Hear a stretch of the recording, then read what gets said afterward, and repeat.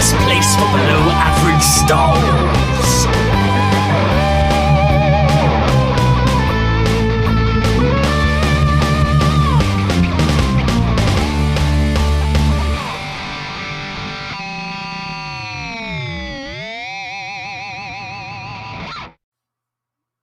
Hello there, and welcome to the Star Wars Show, the best place for below average Star Wars.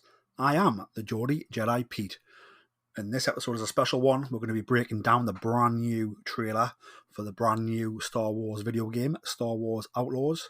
And joining me to help me deep dive the trailer and talk about their thoughts and expectations for this awesome game is, of course, the absolutely fantastic Chris from Dystopian Simulation Radio. Chris, how are you?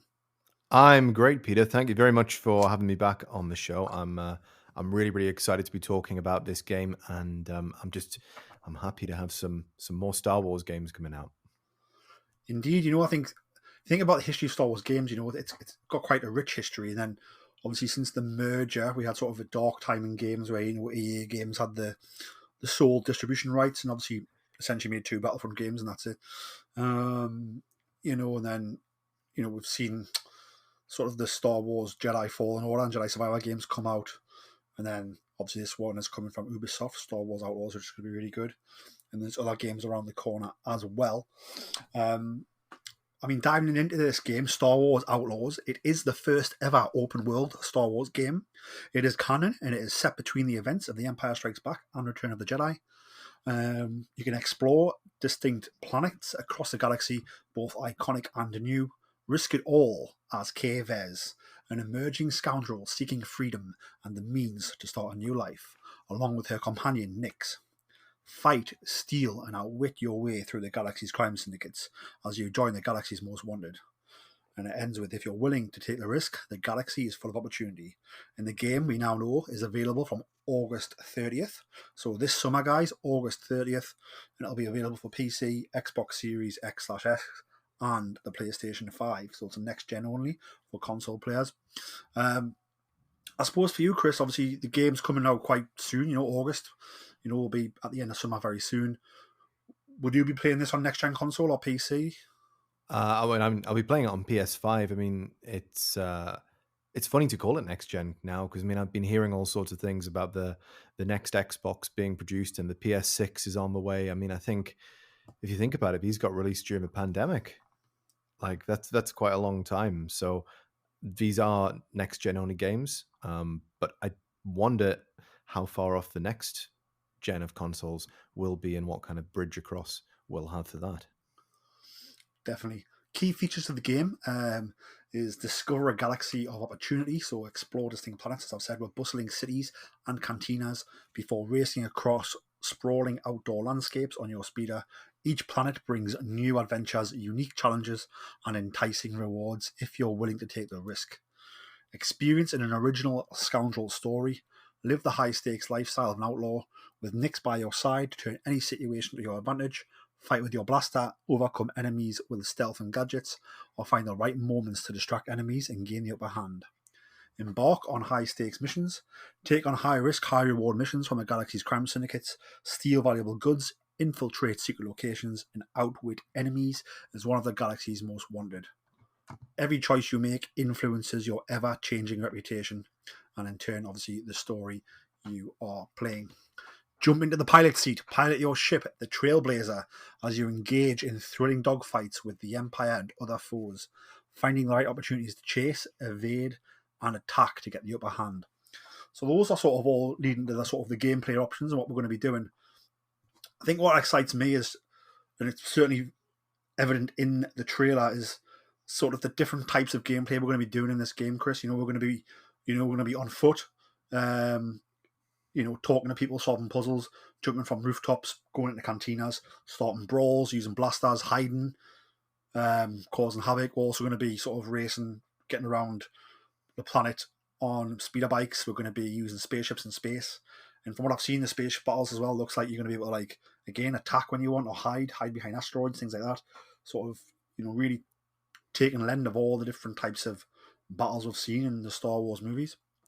When you think of Star Wars battles, you've got, the outright dogfighting of A New Hope. You've got the strategic different type of spaceships in Return of the Jedi. I think you've got, if you look at Attack of the Clones, Obi-Wan Kenobi versus Jango Fett, Kenobi hiding to stay away from him. You could be doing some of that.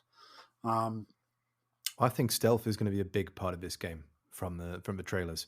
I think you're going to be doing a lot more hiding, at least initially, than out and out fighting. But I think as things go on, you level up, you get your stats up, and various other things improve the Trailblazer. I think then you'll be able to go out and an all out approach. But I don't think this is going to be quite Metal Gear Solid. I think it's always going to be balancing the fact that it's Star Wars. So you'll always be able to get your blaster out and just start blasting. Indeed. Before we dive into the trailer and sort of what was in the trailer, I just want to talk about the time scale. So obviously the story is canon and it's set between The Empire Strikes Back and Return of the Jedi, almost paying homage, I suppose, to Shadows of the Empire. What's your thoughts on where it's set in the Star Wars galaxy, and what's your hopes for what we may see? I think it's set in a very interesting time because we've seen a lot of exploration of before A New Hope, and then recently we've seen a lot of things taking place in the post Return of the Jedi period. But it's been a while since we've had a major piece of media put out for Star Wars that is set in this exact time period. And the cool part about this from a storytelling perspective is that pretty much all of the major players are still alive, running about, doing their thing, and they are as they are in the movies. You got Obi-Wan Kenobi's dead and so on, but I mean, you don't have to, it's not like when we played Battlefront 2 campaign, you run into Luke and Luke is starting to build his new Jedi Order or anything like that. If you were to run into Luke during this time period, he would still be the inexperienced young boy that we met in the movies. He may be starting to move towards, the all black tunic wearing Luke, but we'd still get a bit of innocence. And you've still got Darth Vader running around as actual Darth Vader. It's a really interesting time to set it in. The other thing as well is that it's when the Empire is arguably at its strongest. It's clamped down after the Death Star attack. As they say in the trailer, they are more preoccupied with the rebellion than anything else. It's a really interesting time period that hasn't been explored that much as of recent.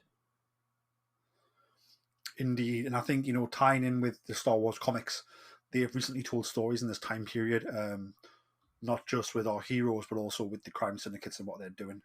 In particular, Crimson Dawn. And we did indeed see Kira in this trailer. Did we?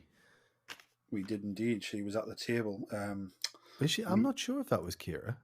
So I believe it was when sort of the main new gangster, who I believe is called Shiro, when he's talking about, he names the pikes. It shows you a pike. He mentions Crimson Dawn. It shows you Kira, and then he mentions the Hutts, and it shows you sort of not Jabba, but it shows you Jabba's men essentially. Yeah. I didn't take that was Kira, but I'm hopeful that she's in the game. I mean, I believe she is, and I believe it's going to be quite central to the story, I believe. Okay, excellent. Well, that's interesting because obviously they set up a lot of this stuff in Solo, and yes, it's been explored in the comics, but just from your average Star Wars fans' point of view, who might not read the comics or the extra lore, they're like, well, what happened with that character? We know what happened with Han Solo, but what happened with Kira? I mean, that's the big cliffhanger at the end of Solo. And just on that kind of vibe, this trailer and the whole game in general gives me big Solo vibes. You're kind of, it's not that you are a scoundrel, you're learning how to become a scoundrel. And you're going to have to become the best scoundrel to survive, I think, is what it seems like. Yeah. I mean, let's dive into the trailer. I love the beginning of the trailer. We see this new gangster, who I believe is called Shiro, I believe he's called, and he's running this new crime syndicate. Spiro, that's the one. And he's also, obviously coordinating things with the Pikes, with Crimson Dawn, with the Hutts. He names them as people who he's talking to and being with. I loved how this guy's got that original Jabba the Hutt, when Jabba the Hutt was a man, from the deleted scene from A New Hope look. It's very Henry VIII type. He's wearing the furs with the tunic and the chain. He's got the beard. He's maybe a bit more well kept, shall we say, than that one. But obviously, for those who don't know, also the the scene in the new original cut, there's no Jabba the Hutt in the Millennium Falcon Docking Bay. Obviously, in the '97 re-release, the scene's put back in, and obviously there's a computer-generated Jabba where the man was. And that's why it's awkward when Han has to step on Jabba's tail and go over him, because in the original deleted scene, Han just walks around the man. It's just a big fat man who looks like Henry VIII. But yeah, so I like how sort of they've tied this new guy into sort of the heritage of that, I thought. And then a subtle little bit of poetry going on there. Yeah, I hadn't picked up on that detail, but you're totally right. And I've read a few interviews with the developers, and they're saying that Sliro is a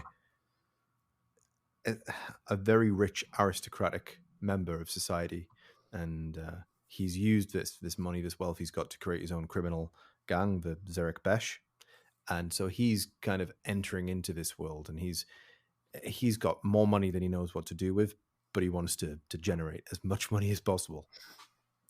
Certainly. Does it say where his homeworld is?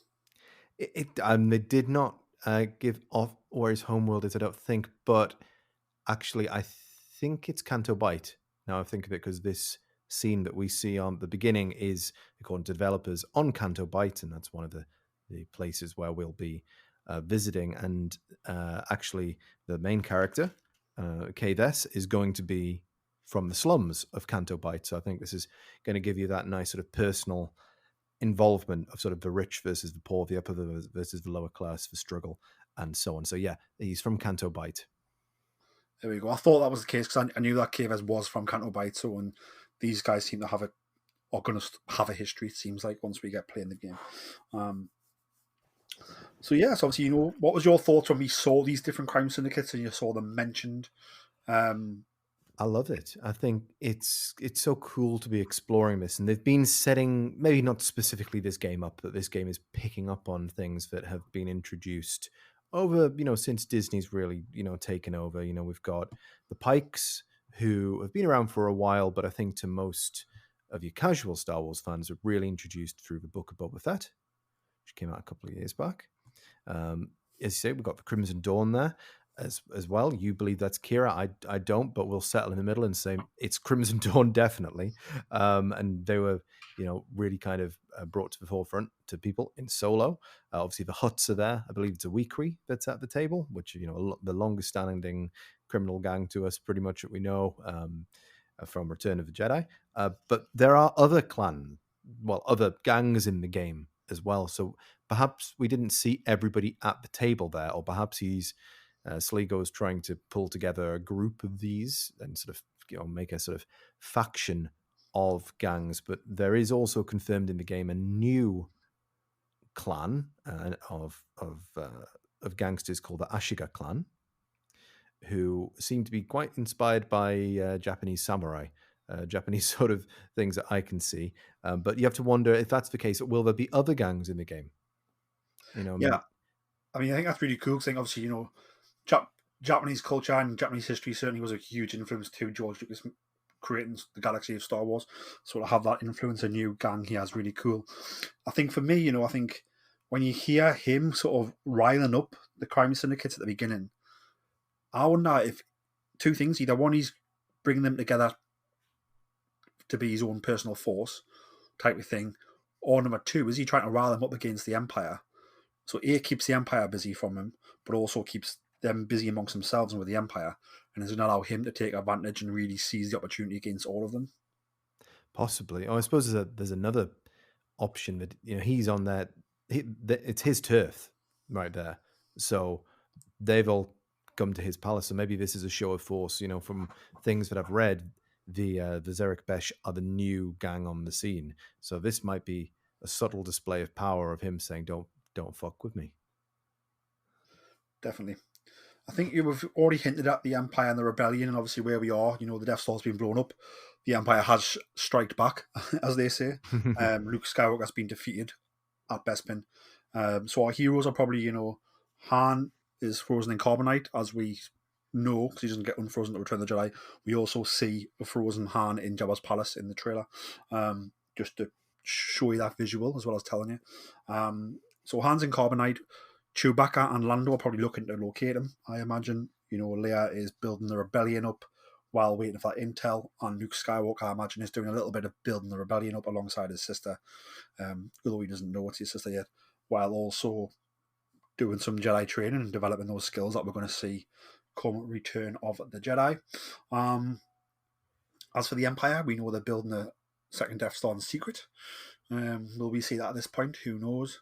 And we know that the Emperor's probably starting to lay his plan to secretly leak the location of the battle station to the rebellion to lure them in, thinking that he is unstoppable. And I think that sums it up for where we are in terms of the Empire and the rebellion and the state of the galaxy, unless you think anything different, Chris, or anything you want to add? No, not really. I think the only thing that I think is of interest is, you can start, adding 2 + 2 and getting 5, and you've got to think, so right, so we're going to Tatooine. We'll talk about the planets a bit later on, but we've got Han hanging up on the wall. We've got Jabba definitely confirmed. Will we see other characters who are, at least connected to Tatooine? I mean, Boba Fett's got to be a good shout, right? I think so. He's the one who took Han Solo to Jabba the Hutt, and when we see Return of the Jedi, Boba Fett's there still partying. So there's a good chance we see Boba Fett, I think, in the background. Yes, we could see Max Rebo. I hope so. We're on some sweet music getting played while we're in that part of the game. There's all of Jabba's wonderful menagerie of characters that we can see right there. But I wonder how much will actually be in Jabba's palace, because as we know, Jabba's still in place come Return of the Jedi. So that's why I suppose it's good that there are some new clans in the game and clans that we don't necessarily know what happens to, because the one that we can definitely say is still somewhat intact by the end of, by the time we hit Return of the Jedi, is the Hutt Syndicate. It is indeed. That's why I think maybe I can see you working for the Hutt and doing some damage against other clans, is what I am thinking. And I don't know whether your story is going to tie into the rebellions, because, I mean, who knows? Maybe you're the person who lets Lando get into the palace. Maybe that's the end of the game, something like that. I mean, in a way, like, it's fun to speculate. Could we see Boba Fett? But it's kind of like, at the same time, it would be great to have a completely fresh story. It doesn't, this is a character, it's our own thing, and we don't have to, we don't have to think about, like, how is she going to interact with Luke Skywalker? And if that's the case, why is she not mentioned in Return of the Jedi or anything like that? Maybe it's just something completely new. Indeed. So it looks like, in the trailer, we see a lot about the blaster. We see her holstering it. We see her talking about it. We see her using it. And Nyx, obviously, which is her companion, alien companion. I don't know if you knew this, but Nyx is going to be voiced by D. Bradley Baker, of course, the voice of the entire Bad Batch. Ah, okay, cool. So that is quite cool. So yeah, you're going to become, at the beginning of the game, I think you're going to have the blaster at the beginning, I imagine, and you're going to have Nyx, and you can use the blaster to fight, and you can also use Nyx, it looks like, to run and push buttons for you, attack people, cause distractions. So he's going to be Nyx is going to be a great companion / tool to have. I don't know what your thoughts were on the dynamics and how that looked in the trailer, switching between the blaster and using Nyx to your advantage. I think it'll be cool. I think it'll set it apart from, I mean, at its heart, you've got to think this game is somewhat of a GTA clone, to give it sounds negative when I say that. I think this is going to be great, but it's an open world. You're running around, you can take vehicles, you can drive around. It's not it's more of a GTA clone than, for example, Jedi Fallen Order was, or Jedi Survivor. It's you need a different mechanic in there, so for people not to just say, oh, it's GTA in space or whatever, So I think it'll be a cool little thing to use, but I wonder how much of it will be essential and how much of it will be optional. Do you have to use Nyx, or can you go a long periods of time just blasting away, or is the best strategy going to be to use both? Yeah, and I can see it being different types of side quests and things that way. Maybe some will be straight up shoot 'em ups, and some will be like sneak around and send Nyx to open a lever and problem solve puzzles that way, maybe. So we will see. Obviously, one thing we do see is a spaceship. That looks like it's going to be your main spaceship. We see sort of it being stolen by the main character. I don't know what your Permanently thoughts were borrowed is the terminology they're using. So I don't know how you feel about A, how the ship looks, and then also B, how the gameplay looks of actually piloting the ship. I think the ship is got a cool design. It's got a nice iconic design. You know, it's got little bits of other craft here, but it's a bit more squarey and boxy. I think it looks like a cool design. I wonder how it's going to pilot, though. That's my concern, I think, is that a lot of Star Wars games have tried to do it all. They've tried to be land, they've tried to be combat, they've tried to transition, very smoothly over into space combat. And it's a very hard thing to achieve. Battlefront, for example, as a game tries this, but actually kind of separates them off into different bits. But if the promise of an open world is true, I mean, will we be able to get into our ship and then just fly? That's not something that they're touting in the game, so I imagine there would be if this was a major feature. But how much control are we going to have flying that ship? Is it just going to be little sections? How are we going to do this? I imagine it'll be like a star map. So long travel, you'll travel by hyperspace. So you'll tell it where to go, and it'll just fly there. And you can probably do things in the ship while it's in hyperspace. But then once you land in the certain sectors, that's when you can like free fly in the atmosphere of planets and like asteroid fields and space stations and things. Yeah, that makes sense. It'll be really cool if it can pull all of these elements off. Yeah, I am looking forward to it. The combat itself on foot, I am but one slight reserve is that it's Ubisoft, who are not. Their combat isn't always the greatest. Sometimes it can feel a little bit clunky, and enemies can sometimes feel like bullet sponges and things like that. But I'm sure that LucasArts wouldn't be wanting to release anything that isn't anything but the utmost best that they can do. So I'm interested to see what they do there, but it does fill me with a little bit of just, we'll see how this feels. Yeah, we certainly will. Obviously, we've talked about the spaceships, the blasters. We've talked about some of the characters we might see in the crime syndicates. There's quite a lot of space creatures we see. We see a Sarlacc pit of some sort, creating some danger, and we also see a crate dragon, it looks like. Obviously, the skeletons of the crate dragon seen in New Hope, and obviously a real-life crate dragon seen in the Book of Boba Fett, recently on Disney+. Don't know what your thoughts were on sort of these creatures and like how they're tying into making this a very visceral Star Wars experience. I think it's a cool thing. It's good that we're not just going to be just fighting the Empire. We're not going to be just fighting the criminal syndicates, but we're also going to have various types of creatures that we can encounter as well. Obviously, we saw this relatively recently in Jedi Survivor as well. But being a Jedi in that game, you had a lot of powers, so you could start, you could influence the animals, you can control them, you can do various different things. You can use them on your side, but presumably for our unfortunate heroine, she's not going to be able to do that being a scoundrel and not a Jedi. So it's going to be a much more dangerous world for her. But the challenge when creating an open world game is making it feel lived in, making it feel real and breathable and so on. It's not just the human side of things or the alien side of things. You also need to make sure that there's flora and fauna and various other things. So I'm glad that they featured that in the trailer just to reassure everybody that it's not just Metal Gear Solid 5. It's not just big, empty, open spaces with nothing going on in them. Definitely. I think something else we see in the trailer is, we set up a couple of different dynamics. So we set up the crime syndicate dynamic. We set up obviously our main character as dynamic to the crime syndicates. But then we also meet a sort of a new group of people who maybe want to help our main character, but are also asking her to steal something. And obviously this is, I don't know what the guy's name is. I don't know if that's been said yet, but it's obviously the guy who's explaining it to her. Yeah. His name is Jalen.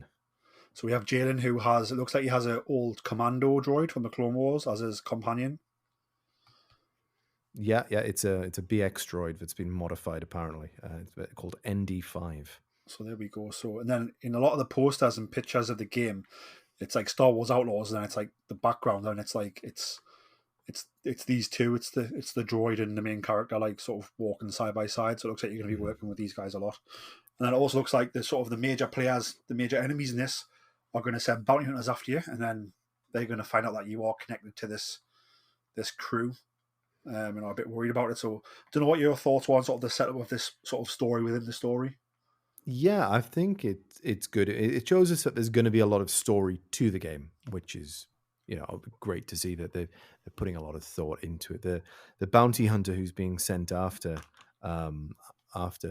Kay is apparently called Vale, and she, if you notice in the trailer, she's got some cyborg elements to her.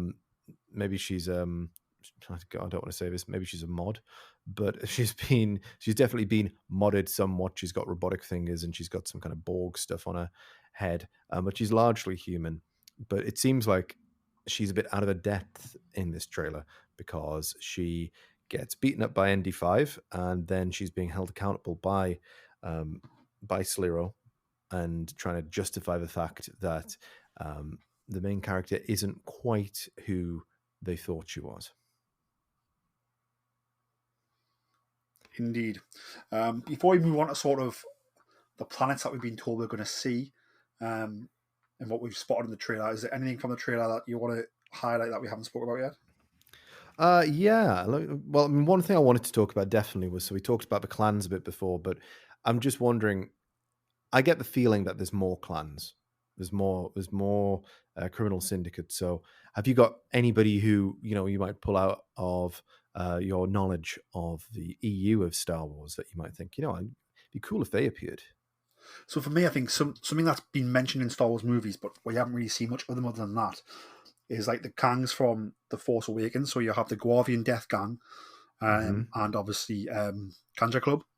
Yeah. So let's bring these guys in and give them a bit of history here. It'll be really cool. Really. And, the Guavian Death Gang soldiers are in red with the circles on the masks. They look really cool.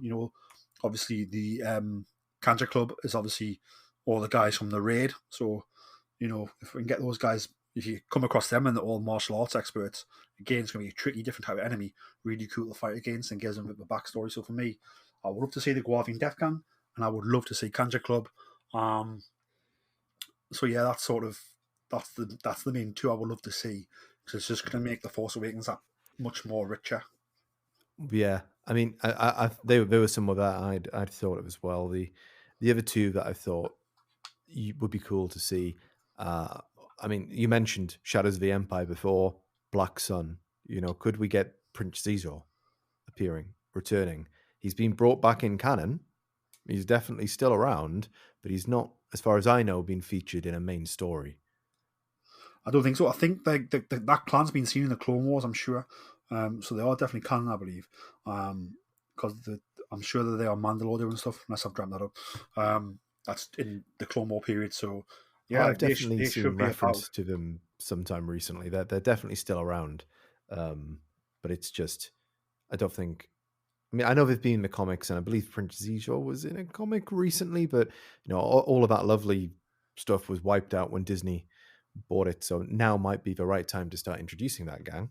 And speaking of which, I had a thought, which was, obviously there's all this talk that the next movie that's going to be coming out is going to be that kind of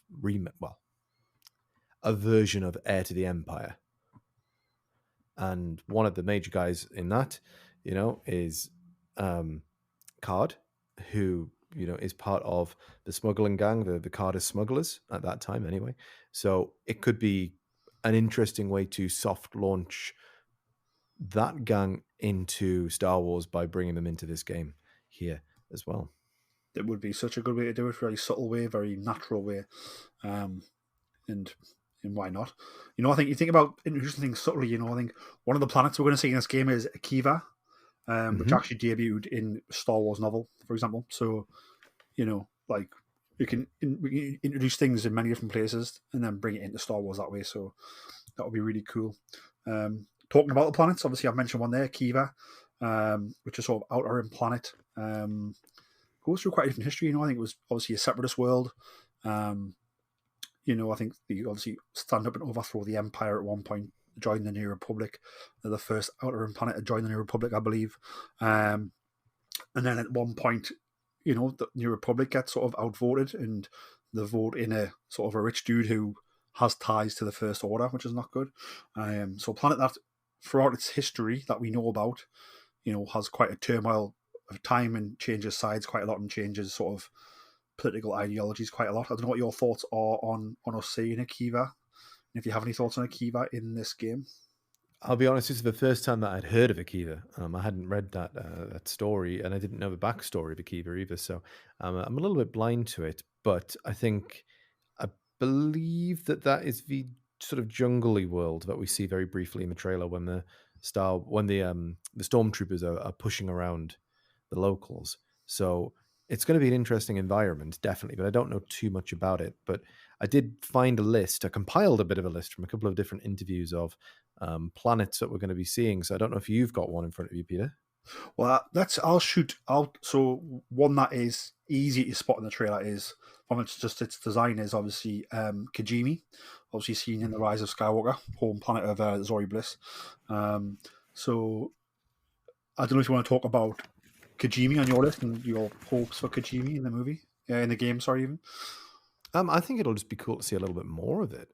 We didn't really get very much time with it in the sequel trilogy. It's just a small bit here and there, and we think about a planet like Dagobah, something like that, which has a very small appearance in the original trilogy. We see very little of it, but the amount it's been explored in games and various things, or Cloud City, all of these different bits.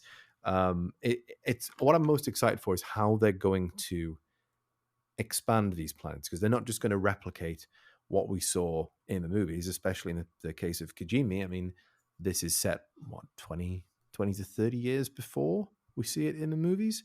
So, yeah, it's going to be interesting to see how they take an empire-ruled Kijimi. Indeed. And one of the things I like about Kijimi is obviously we don't see it very much, but we see the seedy side of the bars. We see the droid merchants. We also see the housing. In the townsfolk, and the first going house to house, knocking on doors. So we see quite a bit of it. Its design is what I'm sort of saying there. So to be able to explore that in deeper, I think I'm very excited about seeing Kijimi. And then obviously, of course, we see Jabba's palace, so we're definitely going to Tatooine. I don't know what your thoughts are on that. Are you excited to go back to Tatooine, or are you bored of Tatooine? I'm quite excited to go back in a video game. I think that's fine. You can save Tatooine from live action stuff for a while. I'm okay. I'm a bit Tatooined out, but it's a great setting, and you couldn't not have Tatooine in this game. It doesn't feel shoehorned in at all. It's well established. Jabba's palace. It's the center of criminal activity. That absolutely Tatooine should be in the game, and I was pleasantly surprised when I saw Jabba turn up in the trailer, because it meant we get to go there. And if this is open world, if we've got a big open sandbox, excuse the pun, on Tatooine to play with, does this mean that we can go find lots of Easter eggs and secrets? Can we go and find Uncle Owen Aunt Beru's homestead? Can we find all of these? Can we find Old Ben's little hut out there? Can we find the Krayt Dragon bones? There's all sorts of things that we could find, and I think it'll be quite cool if it is open world, because it's going to give us a bit of a sense of scale as well. Because sometimes in Star Wars, you're never quite sure. Is Tatooine a planet the size of Earth, or is it a planet the size of London? You're never quite sure, because people move around quite a lot. So it'd be interesting, I think, after all of these years, to get a bit of a sense of scale. Definitely. And do you think that a live Krayt Dragon we see in the trailer is on Tatooine or somewhere else? I think it makes sense for it to be on Tatooine, right? I mean, we saw the bones in A New Hope, and then we saw the actual crate dragon in The Mandalorian as well. I think it seems like it's probably a safe bet that that's probably going to be maybe even a boss battle on Tatooine, and maybe it'll borrow quite a bit from The Mandalorian in terms of what happened right there. Indeed. Do you want to shoot with some of your planets? Yes, sorry. Yeah, absolutely. So the other ones that we've got Toshara, which is a new planet, but we did get to see that in the first gameplay reveal trailer, which was released about 6 months ago or so. So that's the big one that we've had our best look at. Any thoughts on Toshara? Did you see the first trailer? I did, yeah. So I think it's good to see sort of new planets that we're going to be able to explore quite deeply. So it's going to be, not only is it somewhere new, but we're going to be able to explore it quite deeply, get a good understanding of it, and then that means if it does come into storytelling later, whether it be comics, books, TV shows, movies, then us who've played it and explored it are going to really benefit from that and really get a different type of feel when we see it pop up again. So I'm excited for that. Definitely. The next one that was revealed by the developers was Mirogana, which is another new planet, at least as far as I'm aware. Have you ever heard of it before? I have not. No. So I think this is a brand new planet to the game. And then, as you said, we've got Akiva, Kijimi, Tatooine, and Canto Bight as well, which obviously we saw in The Last Jedi, but we saw a very small part of it. And we only saw the casino, really, and a little bit around it. But it'll be interesting to see, right, what's the rest of that planet like. I'm willing to bet that parts of it are like Las Vegas and parts of it are extremely poor. I think so. Think about the parts we saw. We saw the casino, we saw the beach, we saw the cliffs, and then we saw like the stables. But that's it. That's all we saw. So there's a lot of areas that we need to go and see. So I'm excited to explore. Canto Bikes, I think it has so much potential. So I'm very excited. I'm wondering if they've started the game on like the location where it was, which I believe was in Croatia. Was where Canto Bite was filmed. So very, very interesting. Do you think there'll be any more planets? I mean, they seem to be releasing quite a bit of information now, which tells me that there's probably more coming. At least I'm hopeful there is. I mean, selfishly, I want to see as many planets as possible. But then again, you have to also think they're creating an open world for all of these different planets. It's a lot of work. So I think it's definitely planets that we don't know about till the game comes out, because they have to. I don't think there'll be loads. Maybe one or two or three. Part of my dream, I'm holding out for Coruscant. Oh, don't. Obviously, that would be very expensive to do, but I think if you're going to do it here. It's open world. Do you know what I mean? Yeah, I don't think it will. I think Coruscant. We know we got promised kind of like a semi-open world in Star Wars 1313, the famous cancelled game that was cancelled as soon as Disney took over Star Wars. I think unless they're going to go into an unbelievable amount of detail, I think Coruscant is its own game. I think it's so deep. There's so much there. Well, here's what I think. So I think if you do Coruscant right, and then you have some of the game takes part there, right? But obviously we're not talking about DLC yet, right? Because the game's not even out yet. But like, who's to say once you finish the story, they don't start releasing like DLC packs of like more story? Yeah, well, and that's where we can build upon these locations more. Quite possibly. I mean, they've already announced, because they're Ubisoft, that there's DLC. Sorry, not there's DLC. There's pre-order bonuses, and there's also you can pay for. There's going to be some kind of paid thing you can do where you get extra bonuses, which is very, very unusual for a single player game. Usually, that's reserved for your Call of Duties or whatever. So I hope they don't ruin it with microtransactions. And I hope that LucasArts would caution them about that based on what happened with EA when they were doing their microtransactions. And you could either play something stupid like 6,000 hours of Battlefront 2 to unlock Darth Vader, or you could pay like $60 and get him right now. Definitely. Well, I don't remember correctly, but when the microtransaction thing come to light with Battlefront, it made that much noise that Bob Iger got involved and actually rang in and said, "Get them out now." Yeah. And it's obviously keep the ones in that are for cosmetic use only, but not your skill points. So I think any game company doesn't want to risk the wrath of Big Bob, the greatest executive of all time. So yeah, well, especially when it's your first attempt at a Star Wars game as well. You've got to think that this is an audition. You've been handed the reins to the greatest franchise in history. Don't fuck it up. Definitely. Is there anything about the game that we've not talked about that you would wish to share? There's a couple of things that I noticed that I wanted to chat about here. So the first thing is, August 30th. That's not that long away.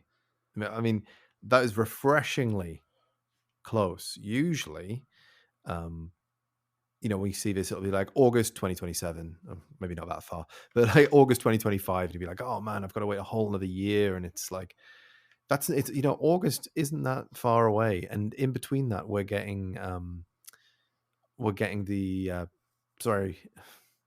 long day. I can't remember its name. What's it called? The new Star Wars series coming out. We're getting a lot. So you've got to think of it this way, Bad Batch is still ongoing. And that runs up until the end. Sorry, that runs up until the beginning of May. Okay. Mm-hmm. Then on May the 4th, we get the short animated series, Star Wars Tales of the Empire.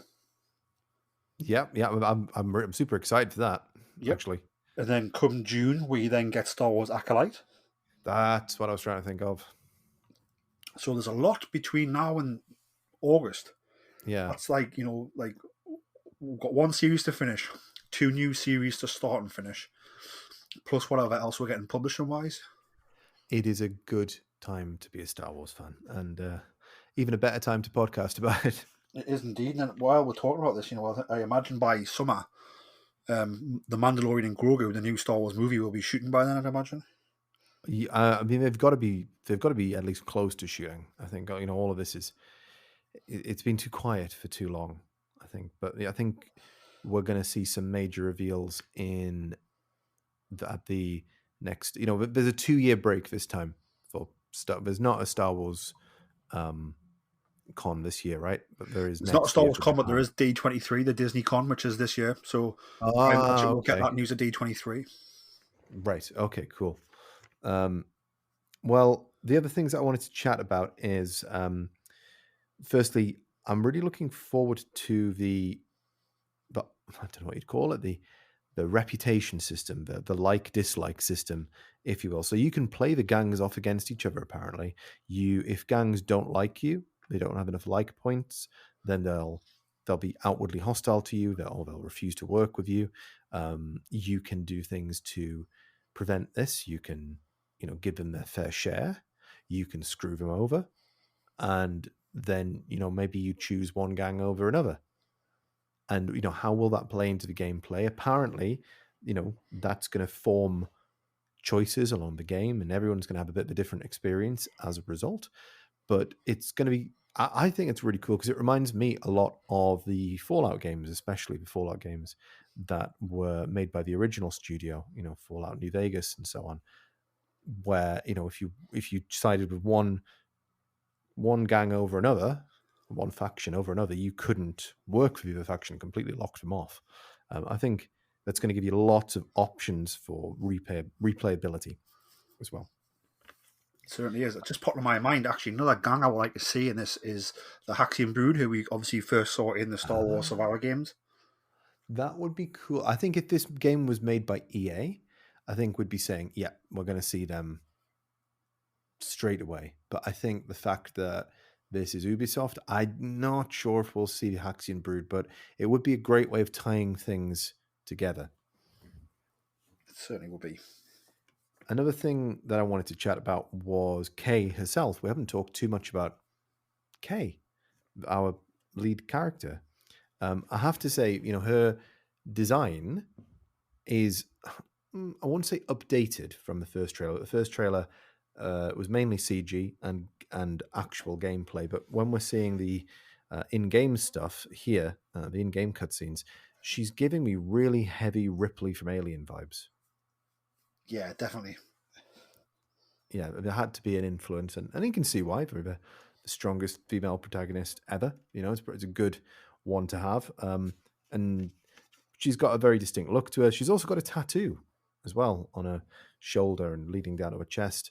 Which have we had any main Star Wars characters with visible tattoos before? I mean, obviously you got Darth Maul and so on. Well, is it tattoos for Darth Maul? I know that they originally started off as tattoos, but then I think they might have been retconned, maybe. Yeah, I think for tattoos, for me, it's either, as it is in real life, it's either somebody expressing themselves, or it's somebody expressing themselves on you. So, is it a gang sign? Is it was she once a slave and a slave sign?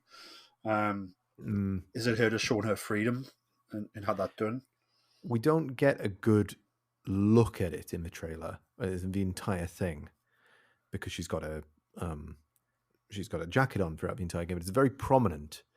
I think that that tattoo is going to play into something later. It's going to mean something because it's clearly on display.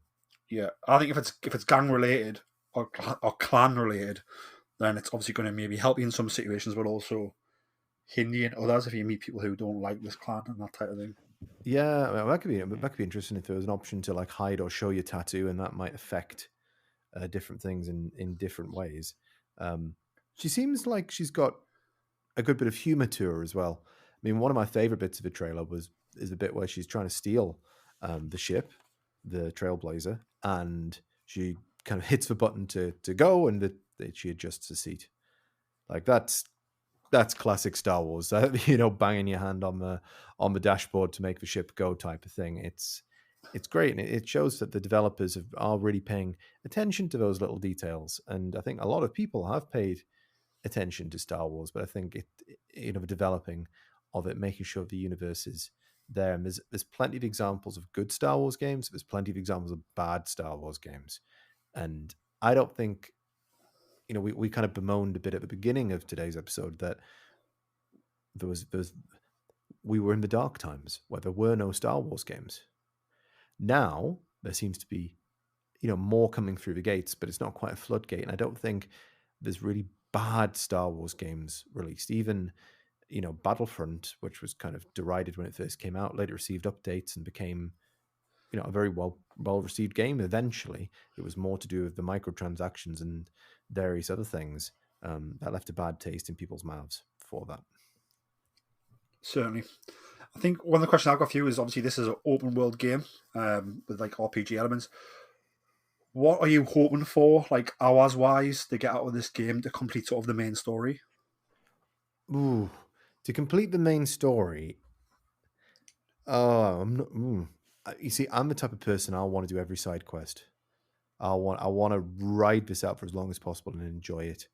I would hope it might be a good 20, 30 hours to do that. Now, whether that's all main story stuff, I don't know. But I think, right now, we've got 1, 2, 3, 4, 5, 6 planets. And we've got at least 4 clans to be battling against, plus the Empire. I think there could be an absolute wealth of things to do here. But it all depends on how big a slice of those planets you get. I mean, if you think back to Knights of the Old Republic, kind of, okay, it's a similar kind of setup. You've got your own ship, you build your own crew, presumably. You're going to be you can choose these different planets, you travel between them. But when you go to those planets, due to the limitations at the time, you had a very small slice of that planet that you were playing on. And Knights of the Old Republic and Knights of the Republic 2 are 2 of my favorite games, so do not take anything by my words there. I love those games to pieces. But it'll be interesting to see how much we get, because one of the prominent things that we have got is a speeder bike, which tend to move pretty fast. So you'd think that they must be giving us quite a big chunk of these worlds. I mean, what do you think, Peter? I would love for the main storyline to sort of be about 30 hours. And then I think to do all the side quests, I'm talking 40 or 50. Yeah. That's me being greedy, maybe, but I think that would be perfect value for money, and I think, really commits you as a player to diving into this game and getting to grips with it. And obviously, then if they release DLC later, again, that time you've put in will be proven worthy when they release sort of either new planets or new areas of planets, or new factions to interact with. I think that'll be fantastic. And I do hope that they do that. I mean, I hope game length-wise, I'd like to, my answer is basically GTA 5. I hope it takes as long as GTA 5 did. And you can blast through GTA 5 if you just do the story missions and you are just hell-bent on completing it. But if you're doing all of the side missions and various other things that come up, it takes you a long time to complete that game. And I think GTA 6 is going to take even longer. And I hope it does. And with the Star Wars game, I do hope that they do release DLC. I feel by the end of the story of the base game, we will have completed Kay's story.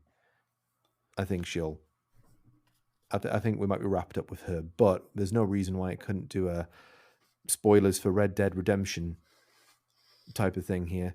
At the end of the game, when your main character dies or completes their objective, you don't take over somebody else and you play as them, and you can still go around this open world. Definitely. I think that's, you can introduce more new characters that way. If you finish, her story, you say it doesn't give you a new DLC with a different character, maybe one you've actually met throughout the first game. Do you know what I mean? Through the first part of the game. So yeah, it could be very, very interesting that way.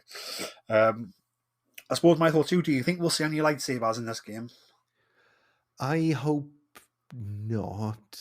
I think it would be good to go a whole game without any. I think we've had Jedi in a lot of games, a lot of everything. I think we just need a good old scoundrel story. And you've got to remember, I mean, at this time, really, if we're going off the movies, there's only really 3 people that have lightsabers: Darth Vader, Luke Skywalker, and Yoda. Yoda's on Dagobah, so I doubt that we'll be going that way.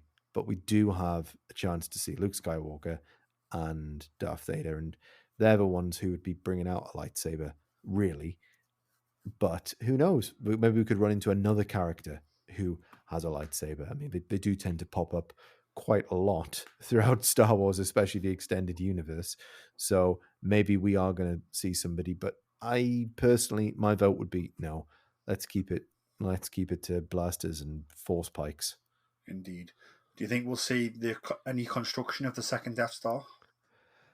It would make sense if we did. I mean, especially I feel that the Canto Bight connection might hint at that, because correct me if I'm wrong, but I believe that some of the stories came out said that the second Death Star was largely funded by investment through Canto Bight or the gambling or so. I'm not sure. I think basically the Emperor went a bit of a gambling spree, I think, and got lucky and built another Death Star.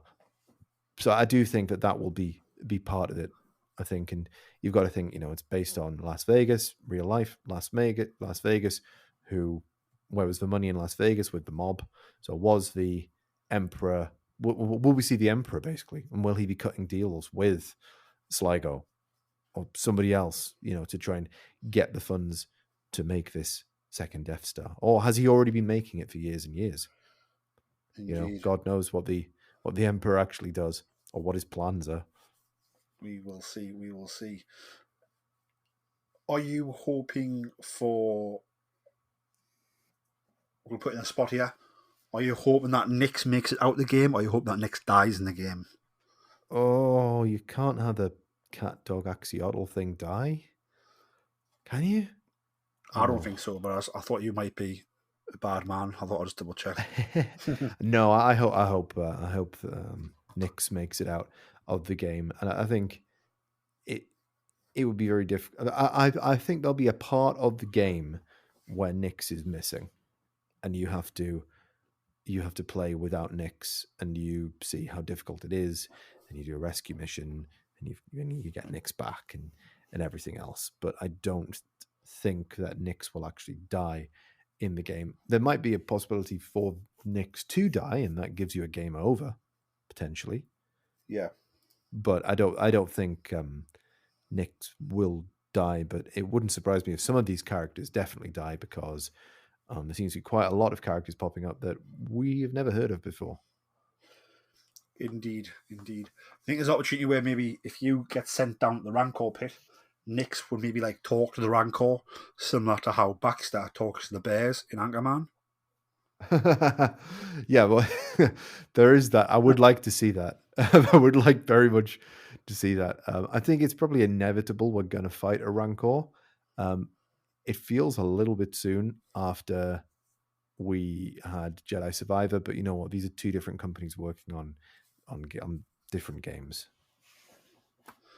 We are indeed. And joking aside, I think it would be cool to see interactions with, if not the Rancor, maybe interactions with the Rancor Keeper. Yes. Yeah, well, that's part of the whole, menagerie of characters that are there at Jabba's palace. There's the also. I mean, who? Oh man, why am I so forgetful today? The Major Domo. What's his name? Twi'lek. Oh, Bib Fortuna. Bib Fortuna. I mean, we've got to see Bib Fortuna. The Silas Crumb, hopefully, will be there. I think you're going to see Max Rebo and the Max Rebo band. You may even see Una, potentially, the dancer who does fall to the Rancor in Return of the Jedi. There must be Gamorrean guards.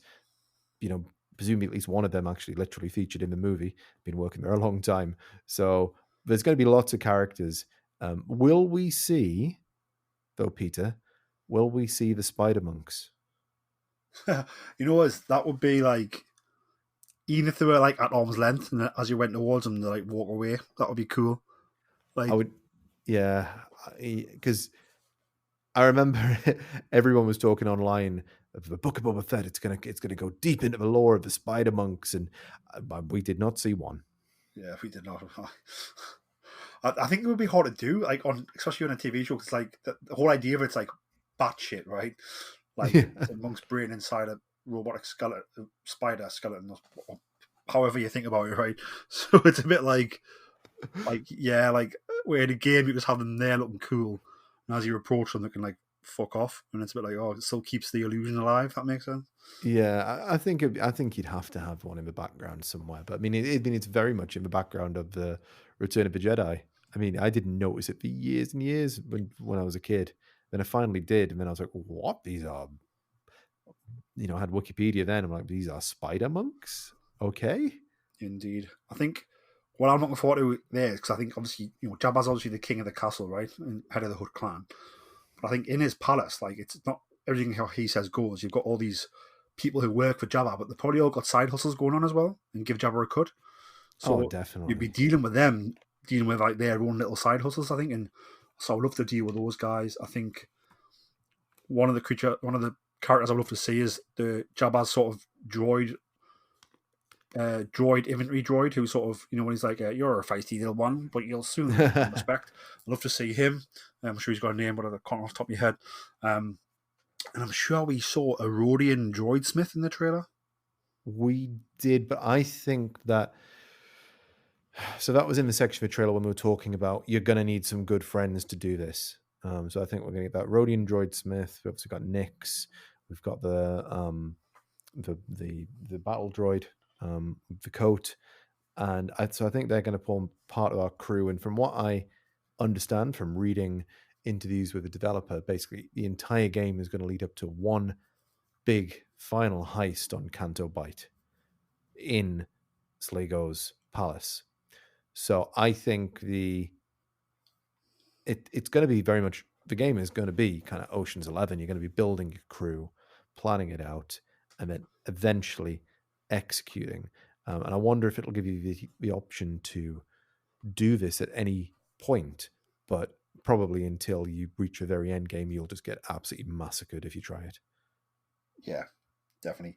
And then one last thing I want to talk about is the vibes I got from I've forgotten his name. I'm sure he remains on, but this male character who's friends with the robot who's going to befriend you. Oh, from Jalen. Jalen, yeah. I got sort of Cal Catan vibes from his design.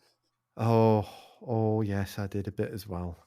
And you know me, I love Kyle Katarn, and I'm always hoping that Kyle Katarn's going to pop up somewhere in my Star Wars, but I don't think it is him, even under a fake name or anything along those lines. But there's very, very heavy influences of Kyle Katarn, and they actually just released. We did just get a new Kyle Katarn game, a remake of Dark Forces that just came out, but it's still very much, very, very much EU, or old EU, should I say, Legends. But who knows? Maybe they will make me a very happy man, and at some point in the game, we will see a lightsaber, and it's Kyle Katarn. Although that wouldn't make any narrative sense at the time, but I wouldn't question it. You would just be going wild, living your best life. Yeah, I just give him his own game, man. Just give him it. New Jedi Order, go, do it now. I'm surprised we haven't seen a re-release of we haven't seen a Black Series figure or a Vintage Collection figure. So I think the last Kyle Katarn figure was probably the Power of the Force line. I think, yeah. Do you know? I think the problem with Kyle Katarn is, firstly, there's been no media of him since 2003. Probably that was when Jedi Academy came out. I mean, that's so long before even the Disney merger. He pops up in he heavily features in the books and in the Yuzong Vong War and so on. But I think the problem with Kyle Katarn is he is a bit of a Mary Sue character. All those complaints about Rey doing it. It's like, oh, he's Han Solo who becomes Luke Skywalker. But because of that reason, he might not be great for live action, but he is perfect for a video game. He is indeed. I think that pretty much wraps up everything I had to talk about in relation to Star Wars Outlaws. I don't know if you've got any closing points, Chris. No, not really. The only thing is, I'm really excited for this game. I've got a couple of reservations, but I think it's going to be great. Everything I've seen of it looks good. The story looks fun. It looks Star Wars. It's at the end of the day, it is a new Star Wars game. During episode 1, man, I had them all that I could get my hands on, and some of those were atrocious. But you know what? I spent hours and hours and hours and hours playing them and having the best time doing it. Just getting the promise of being able to jump into a Star Wars universe and play around in a sandbox. That's enough for me to get me hooked. And then, we've got a good narrative element, good graphics. It looks fun. Sign me up.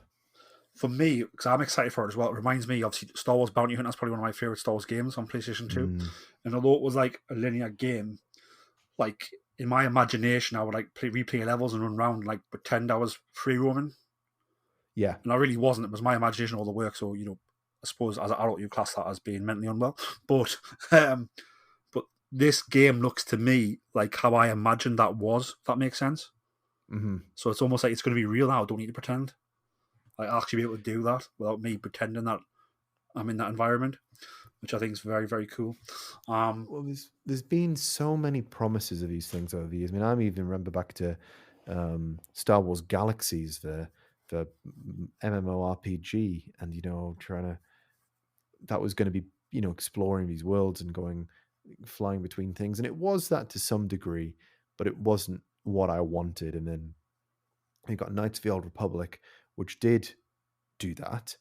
It was a lot more what I wanted, but it didn't have the sort of free roaming aspect. You got a little arena really that you were playing within, and then we've never got that GTA in Star Wars, which it sounds kind of derivative, but that's what this game is really at its core.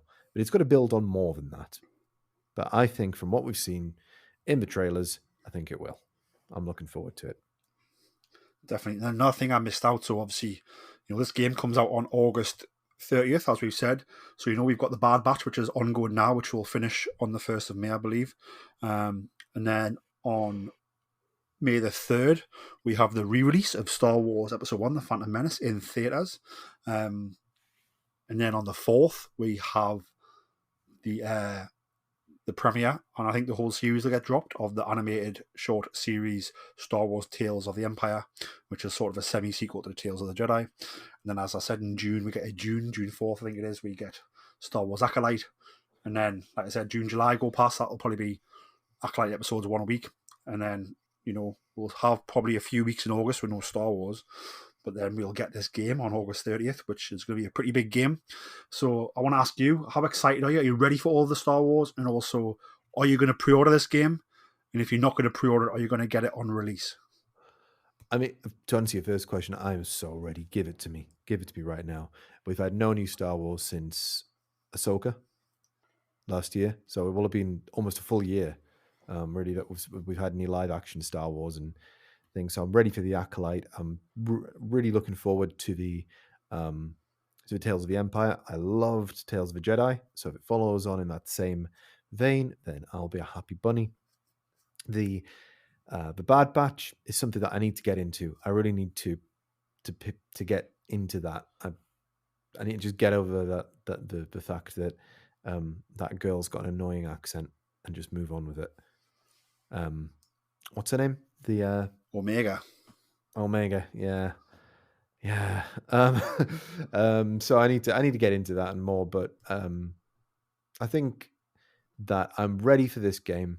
Will I pre-order it? Probably not. Probably not. And I'll tell you why. I'll want to see at least one review first, because the last game that I pre-ordered sight unseen was AEW Fight Forever, and that, I think I've played it 3 times since I bought it. Waste of money. Wow. That game. So I will definitely want to read something. But the thing that I saw with this game is that you can, if you do pre-order it on certain things, you get access 3 days early. Okay. You can start playing the game 3 days early, which means that review copies should come out a lot earlier than that. So we should have a good idea if the game's good or bad, before that. But, it's not like it used to be back in the day, Peter. We don't have to queue outside Granger Games at midnight to pick up GTA 4. We can just order it on our devices now and it'll be there instantly. So I don't really see there's much need for pre-ordering anymore with an unlimited stock. Yeah. I'm the type of guy where if it came out with like a limited edition, like if it came with a figure of the main character, or if it came with like a blaster or like some art cards or something that was, a really cool bit of merchandise that comes with only available through the pre-order, that's where I would pre-order it. I'm not even sure. But they're not doing that, so. If it's getting a physical release, it might do. I'm not sure. Some big games are like not doing physical releases now. I know Alan Wake 2 didn't. I can see that from a normal game, but I think Star Wars fans love buying things and love having it on the shelf. So for me, this will be one of the last chances to do it, because I do believe that the next gen is going to have no disk drive, no optical disk drive at all. It's all going to be downloads, which I don't like from a certain perspective, because it means there's nowhere cheaper to get something. You have to buy it through the Xbox store or the PlayStation store. But it will be a bit of a sad day, that, because as I look up here to my left, I look up and I can see all the Star Wars movies and all the Star Wars games all lined up in the DVD or Blu-ray cases next to each other, and I won't be able to do that. Yeah, that'll be a bit weird. I think it goes full circle, because I think they're looking to do that. But if you look, I don't know if you've seen lately, but we had the Mandalorian's been released on Blu-ray Steelbook now. Like Obi-Wan Kenobi's coming soon, Andor's coming soon. So all these things were available only streaming only. They're now starting to get released. So I think. And what's the appeal of, apart from the collector's aspect? What's the appeal? Are you getting something on the DVD or the Blu-rays that you're not? So there is extras. Disney Plus. There is extras, but I think as as subscriptions change and products change, I might not want to be subscribed to Disney Plus next week. So now I can't watch Andor anymore. But if I've bought the Blu-ray, yeah, there's a definite longevity to it. I've just got Disney actually not too long ago, and now rather than having to borrow the people's Disney Plus subscriptions, I can just use my own. It's like, oh right, okay. I mean, the big thing for me is that, as you're well aware, Peter, but the listeners to this might not be. My wife's Japanese, so I used to always have the problem with DVDs that they did not release. They did not put Japanese subtitles on Western releases, but Disney Plus puts all of the subtitles that are available for everything on everything, so we can watch Star Wars in Japanese, or rather with Japanese subtitles. Which just even when my wife's English is amazing, sometimes when you're talking about Tatooine and Dantooine and all of this stuff, and it can blow your mind. it certainly can. So yeah, for me, Disney Plus, I'm very, very happy that they decided to do that. It's a huge quality of life improvement. So, but DVDs don't do that. I think because Japan's got some very peculiar laws and licensing agreement things, but it's fine for streaming. Spot on. I've got a question for you before we wrap things up. Go on in. It's crossing over Star Wars and wrestling, okay? Okay. It's meant as a joke, so anybody listening, don't get offended, please. I think it's a bit funny, but also cool. So, Greedo, right? Yeah. You know what type of character Greedo is? You know what type of ego he has? Mm-hmm. We know what happens to him. Yes. Is Tony Khan the Greedo of the wrestling world? Well, I think the key difference between Greedo and Tony Khan is that Greedo gets shot in the head, while Tony Khan is shooting himself in the foot at the moment.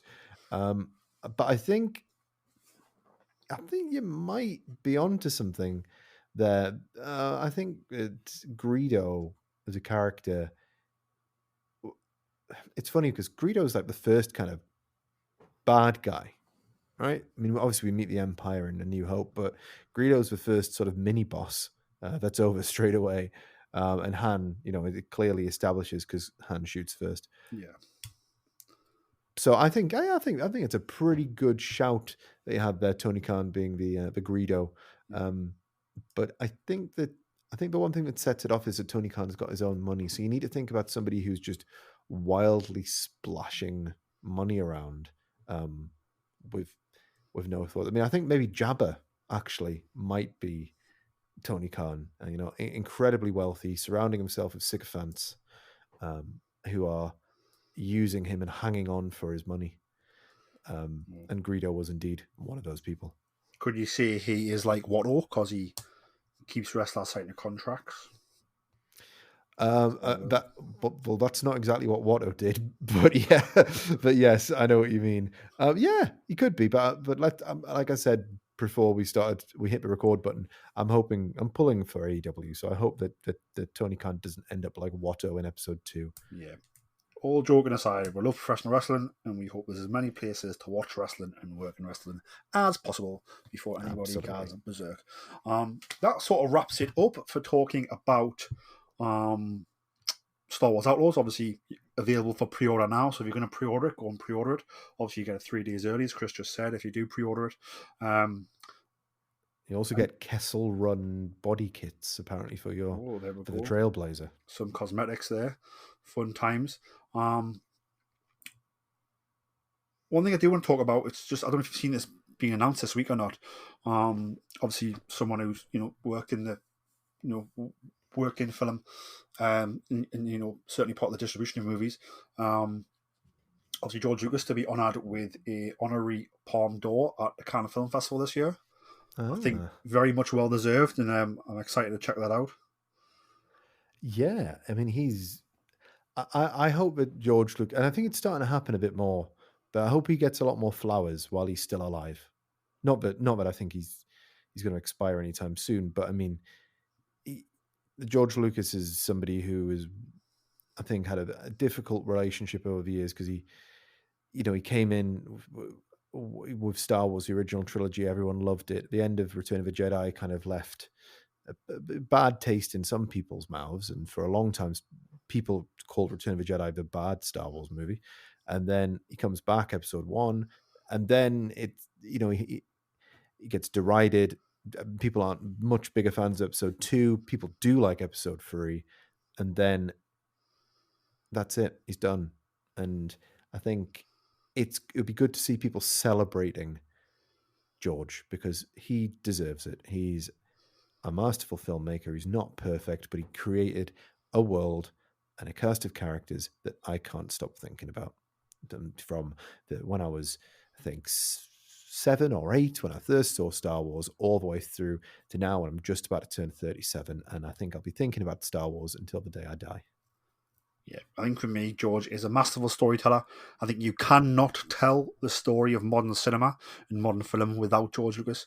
And I think, what Lucasfilm do and ILM do and Skywalker Sound do, they touch everything you pretty much experience when you go to a theatre, when you watch something on television. It's pretty wild just how much of an impact that man has had.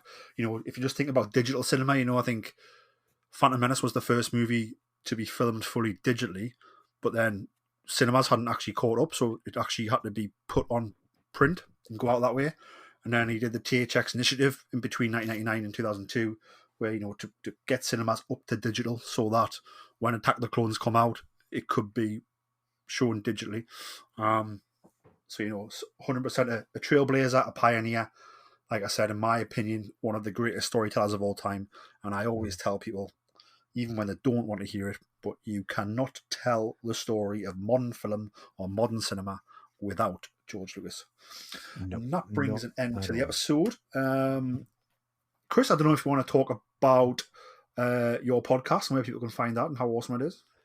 Yeah, absolutely. So hopefully, if you listen to this, you've heard me before on this podcast, so you'll know I'm the host of Dystopian Simulation Radio with my best friend Lindsay, where we investigate curious cases of the unexplained, the unknown, and the bizarre, from UFOs to the price of a right arm on the black market. We investigate it. We find out all sorts of things. We've recently done some episodes on Blink 182. What's that got to do with the supernatural? Well, the guitarist, Tom DeLonge, left to create his own UFO hunting corporation. Find out more about that listening to that. We did an episode on a Frenchman who just could not stop eating throughout his life. And we've got almost literally hundreds of episodes in our back catalogue. Everything from UFO abductions, ghost sightings, poltergeists, to curious tales of certain individuals who have done bizarre things. Like one of my favorites, John Allen Chow, a man who decided to go to an uncontacted island and try and convert the natives to Christianity, and that went about as well as you can imagine. So you can listen to all of that in our back catalogue. You can find us on Spotify, Apple Podcasts, anywhere that has podcasts, but you can find us there just by searching for Dystopian Simulation Radio. You can also find us on Instagram at d.s.radio. Awesome stuff. Definitely check that out. A few of the announcements, obviously, the dorky diva herself, Savannah. It's her birthday today as we record this on the 11th of April. Obviously, been on the podcast a few times, and we all know that Star Wars would not exist without certainly my interactions with Savannah and becoming her friend. So happy birthday, Savannah. I know you're currently in New Zealand looking at all the awesome Lord of the Rings and Hobbit sets. So I hope you're enjoying that. Big news in the tune. Joe Linton has signed his new contract. He is here till 2028 at least. Big news. I'm glad Joe Linton is staying in Newcastle. And then speaking of Geordies, myself, the Geordie Jedi Pete, is going to New York at the end of May. So if anybody's got any awesome nerd hangouts, places that can buy Star Wars merchandise, new and vintage, 90s stuff, proper vintage stuff, modern stuff, comics, anything like that, just hit me up on social media, please, because I can't wait to check out all the awesome Star Wars that New York has to offer. The wife doesn't know that yet, but we will just deal with that when we get there. I think she will have presumed, Peter. Probably, I would imagine, yes. But yes, listeners, thank you very much for listening. Chris, thank you very much for joining me and being a huge part of Star Wars today. If you want to follow the podcast on social media, we are on X, formerly known as Twitter, at BorsStar. We are also on Instagram, TikTok, Facebook, and LinkedIn at Star Wars Podcast. You can find myself on social media at Geordie Jedi Pete. That is on Instagram, and that is also on X, formerly known as Twitter. If you are listening on Spotify or on Apple Podcasts, please just leave us a top review. It makes us smile all day here. It only takes you a few moments, and it helps people find the show. And if you are listening on any of the other wild and wonderful podcast applications, again, just leave us a top review on however you do it on those platforms. Again, makes us very happy, takes you a few moments, and also helps people find the show. Thank you very much for listening. May the Force be with you all. And remember, always tell that to Kanja Club. The Dorky Diva Show presents Why is this seat so much more comfortable? the long-awaited sequel to the adventures of the Zolan Dart audio drama. Have you seen the captain's datapad? Trying to work, Murph. Piloting the Zolan Dart by himself, You do understand the details of this particular job, correct? I've been on plenty of jobs like this. With you! Reldar Sias returns to a planet he thought he'd left behind for good. Is there a reason you didn't mention I was tagging along? Hopefully having you there will make others think twice about messing with me. Making new friends Oh, you must be the pilot of the Zolan Dart, yes? I guess I am. and reconnecting with old ones, Reldar? Vera? What are you doing here? until past grudges resurface. I'd be minding my own business if I were you. Well, if your business wasn't being handled right in front of my face, maybe I could mind my own business. We have to leave. Now. Why the rush all of a sudden? We're in trouble. If it isn't little Reldar Sias. Hey, Yorick.